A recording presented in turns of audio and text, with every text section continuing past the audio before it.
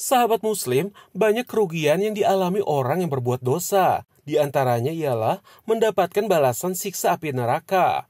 Kemudian doanya tidak dikabulkan, dan kehidupannya tidak akan bahagia, serta tidak akan mendapatkan berkah dari Allah Subhanahu wa Ta'ala. Secara umum, kategori dosa setidaknya terbagi dua, yakni yang disengaja dan tanpa disengaja. Untuk yang disengaja contohnya ialah berpacaran, serta berbohong. Sedangkan dosa yang tidak disengaja contohnya ialah kita menabung di bank konvensional dan mendapatkan bunganya.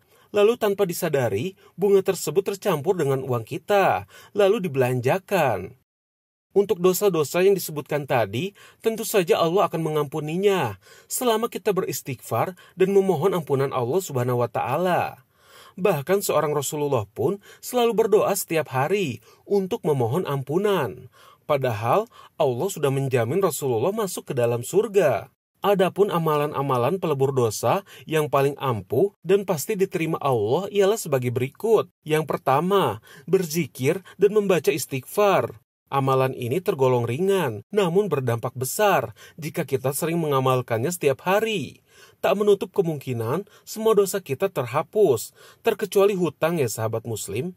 Adapun dalilnya ialah sebagai berikut. Barang siapa yang berkata, Subhanallah wa bihamdihi, Maha Suci Allah dan dengan segala pujian baginya, sebanyak 100 kali, maka akan dihapuskan dosa-dosanya, sekalipun sebanyak buih lautan.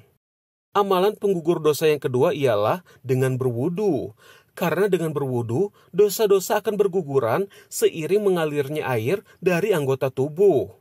Contohnya ucapan lisan yang dialiri air dengan berkumur, dan gerakan wudhu pada anggota tubuh lainnya yang menggugurkan dosa. Adapun dalilnya ialah sebagai berikut. Barang siapa yang berwudhu lalu memperbagus wudhunya, dosa-dosanya akan keluar dari tubuhnya, atau yang terkena air wudhu, sampai keluar dari ujung jemarinya. Amalan ringan penghapus dosa yang ketiga ialah dengan mengucapkan amin di saat sholat. Adapun dalilnya sebagai berikut.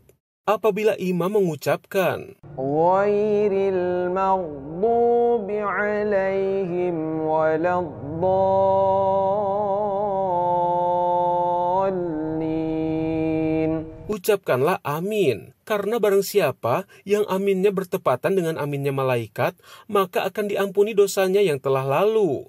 Hadis ini juga menunjukkan keutamaan sholat berjamaah di masjid. Sebab aminnya malaikat tidak bisa didapatkan tanpa mengikuti sholat berjamaah. Dan masih banyak amalan penggugur dosa lainnya, seperti sholat Jumat, bersolawat, maupun sholat 5 waktu. Namun ada beberapa dalil dan pendapat ulama yang mengatakan ada dosa-dosa yang tidak diampuni Allah, meskipun sudah menjalankan amalan tadi. Dosa-dosa tersebut ialah, yang pertama, dosa memakan harta anak yatim. Dosa ini akan terhapus jika pelakunya sudah mengembalikan harta yang diambilnya, lalu ia bertobat. Yang kedua, ialah menuduh wanita solehah berzina. Oleh karena itu, bergibah sangat dilarang di dalam agama Islam, karena setan sering merubah fakta dengan bumbu-bumbu, agar bergosip semakin asik, yang akhirnya berujung fitnah. Yang ketiga ialah dosa riba. Inilah dosa yang tidak diampuni Allah.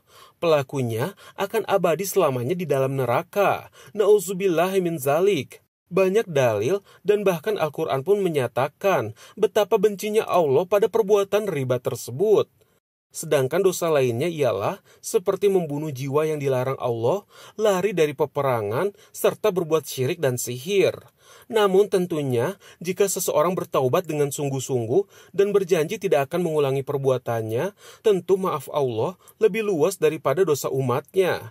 Dan berikut tata cara taubat sesuai tuntunan Nabi, agar dosa kita diampuni. Ya ayyuhalladzina amanu tubu ilallah taubatan nasuha. Wahai orang-orang beriman, hendaklah engkau selalu bertaubat dengan taubat yang sesungguh-sungguhnya. Taubat yang sesungguhnya seperti apa? Itu disyaratkan dalam beberapa kitab, termasuk di dalam kitab Al-Ashira Al-Muwajibatu Limahabbatillah karya Ibnu Qayyim Al-Jauzi rahimahullah ta'ala.